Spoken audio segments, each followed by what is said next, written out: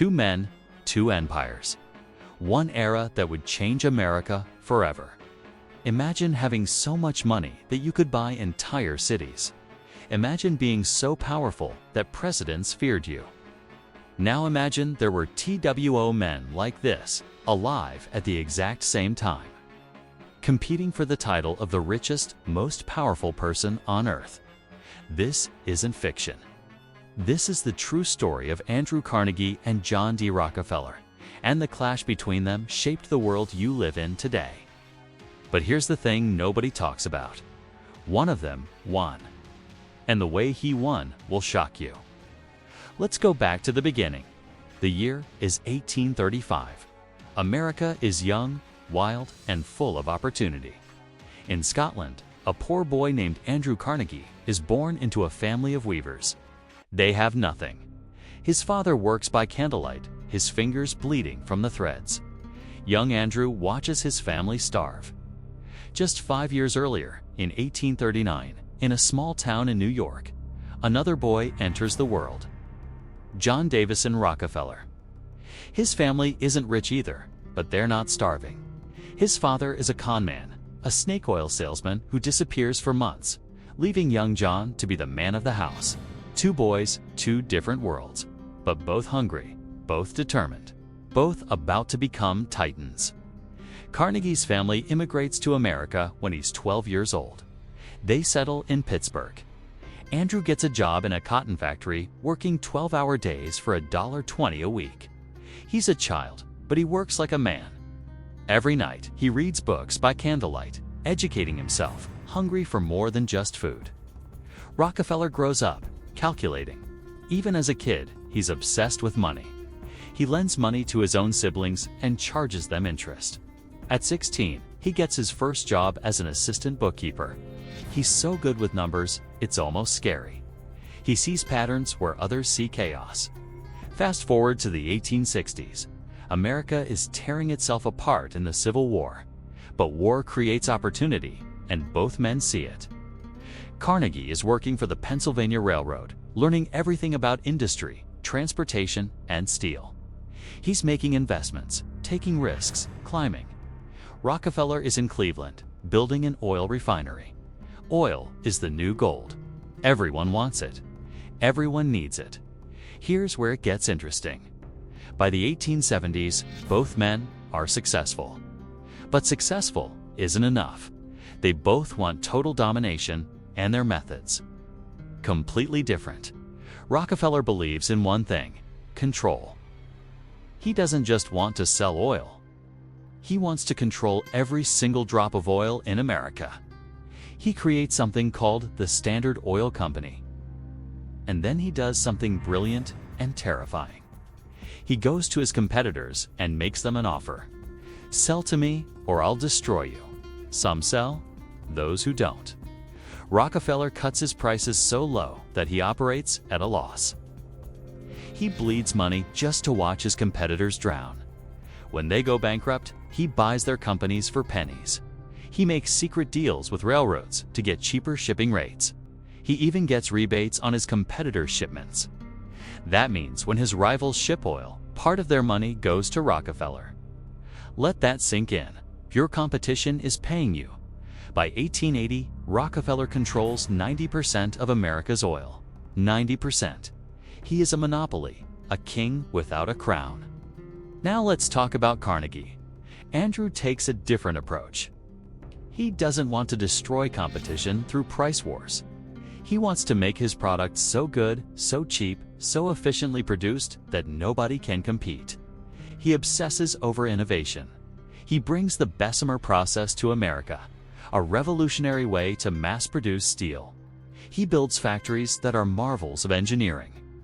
He hires the best people. He fires anyone who isn't excellent. He's ruthless, but in a different way than Rockefeller. Carnegie believes in vertical integration. He doesn't just own steel mills. He owns the iron mines, the coal mines, the railroads that transport everything, the ships that carry the materials. He controls the entire supply chain. By the 1890s, Carnegie Steel is producing more steel than all of Great Britain. One man's company outproducing an entire empire. So now we have two emperors, Rockefeller in oil, Carnegie in steel, both insanely wealthy, both incredibly powerful. But here's the question, who was richer? Who was more powerful? The numbers are staggering. At his peak, Rockefeller's wealth is estimated at around $400 billion in today's money. Carnegie's, about $370 billion. These numbers are almost impossible to comprehend. Jeff Bezos, Elon Musk, they don't even come close. But money isn't everything in this story. It's about legacy. It's about how you're remembered. And this is where the battle gets personal. Both men are hated. The public calls them robber barons. Newspapers run cartoons showing them as monsters crushing working people. There are strikes, riots, deaths. The Homestead strike at one of Carnegie's plants in 1892 turns violent. Workers and hired guards exchange gunfire. People die. Carnegie is in Scotland when it happens, but it's his company, his responsibility. His reputation takes a massive hit. Rockefeller faces congressional investigations. The government literally tries to break up his company. Trust busting becomes a national movement. Teddy Roosevelt makes his career fighting men like Rockefeller.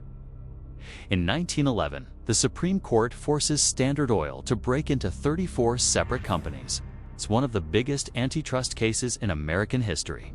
But here's the twist. When they break up Standard Oil, Rockefeller owns shares in all 34 companies.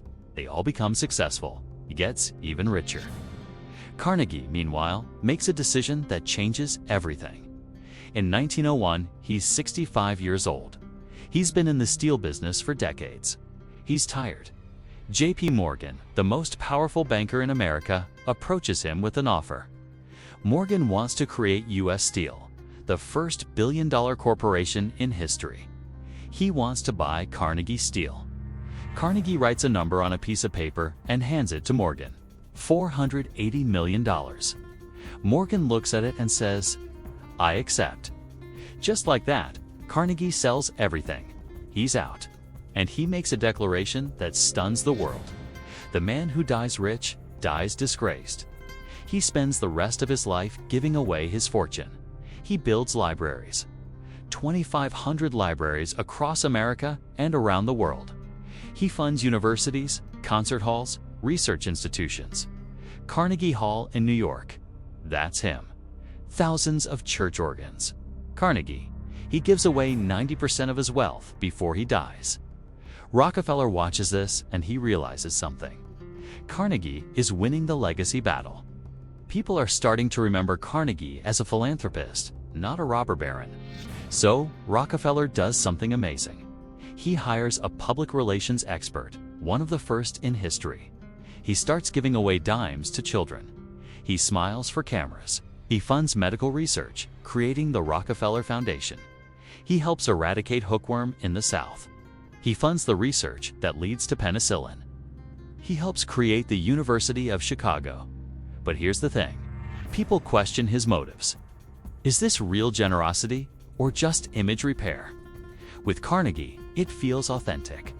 He genuinely seems to believe that wealth carries responsibility. With Rockefeller, it's harder to tell. Both men live long lives. Carnegie dies in 1919 at 83. Rockefeller dies in 1937, almost 100 years old. Both gave away hundreds of millions. Both left permanent marks on America. So who won? If we're talking pure wealth, Rockefeller wins. He was richer, stayed richer, and died richer. If we're talking about business dominance, it's actually close. Rockefeller controlled a higher percentage of his industry, but Carnegie's steel literally built America. Skyscrapers, bridges, railroads, all Carnegie steel. If we're talking about legacy and how they're remembered today, Carnegie might have the edge.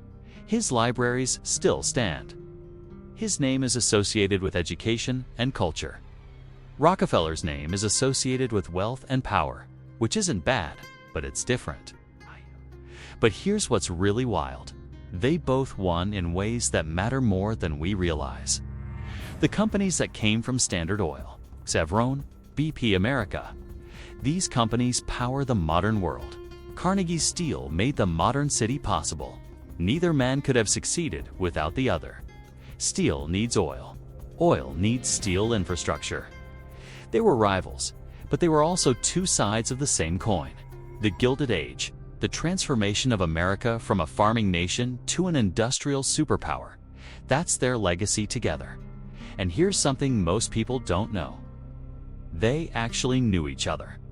They played golf together in their later years. Two old men who conquered the world, hitting a little white ball around a course, probably talking about libraries and foundations. There's a lesson in this story that goes beyond history. Both men came from nothing. Both faced poverty. Both could have been victims of their circumstances. Instead, they became the most powerful people on the planet. But power corrupted them in different ways. They made decisions that hurt people. Cores died in their factories. Small businesses were destroyed. Communities were devastated when they closed plants or manipulated markets. Yet, in the end, both tried to make amends. Both recognized that wealth without purpose is meaningless. Whether you think their philanthropy was genuine or strategic, it changed millions of lives for the better. Today, we face similar questions. We have new billionaires, new monopolies, new debates about wealth and power. The names change, but the questions remain. How much is too much? What responsibility comes with wealth? Can you make a fortune without hurting people? Should we celebrate success or regulate it? Carnegie and Rockefeller don't give us easy answers. They give us a mirror. They show us what ambition looks like without limits. They show us both the best and worst of American capitalism. The ultimate empire battle between Carnegie and Rockefeller wasn't decided in a boardroom or a stock exchange. It was decided in how they chose to use their power when they had it all. One man controlled the fuel that powered the modern world. The other built the skeleton that holds it up. One was methodical and calculating. The other was passionate and bold. One lived almost a century. The other died with a conscience that maybe haunted him. If you ask me who won, I'll tell you this: America won. For better and worse, these two men built the foundation of the modern world. We drive on roads made possible by their oil and steel. We turn on lights powered by systems they created. We learn in libraries they funded. We take medicine developed by their foundations. They were giants. Monsters? Maybe. Heroes, perhaps. Probably both. And that's the most human thing about them. They weren't cartoon villains or perfect saints. They were men with extraordinary abilities and ordinary flaws, who happened to live in a time when those abilities could build empires. The battle between Carnegie and Rockefeller never really ended. It just transformed. It became the battle between how we remember them. It became the battle between different visions of American success.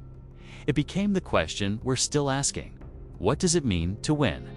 Before you go, if you found this story as fascinating as I do, hit that subscribe button. History isn't just about the past. It's about understanding where we came from so we can figure out where we're going. And trust me, we've got more stories about the people who shaped our world in ways you never imagined. Don't miss them. The empire battle between Andrew Carnegie and John D. Rockefeller reminds us that the most important victories aren't always measured in dollars.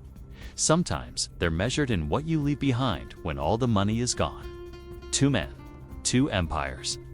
One unforgettable story that still echoes today.